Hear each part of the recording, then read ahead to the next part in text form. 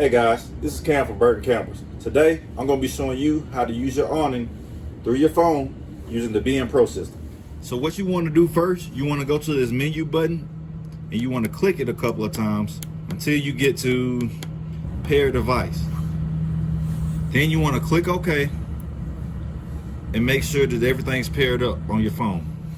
Now you want to scroll down to motors, swipe to unlock, and scroll down once again till you get to awnings. Now you have the option to extend and retract.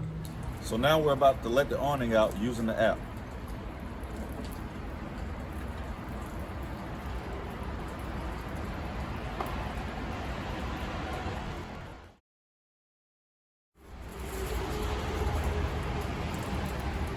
Letting the awning back in is just as easy. All you want to do is hit retract.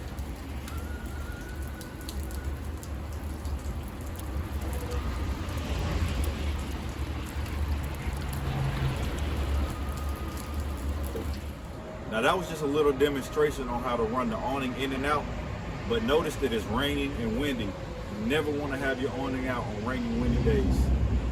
Thank you guys for watching the video. I'm Cam for Burton Campers. Please like and subscribe.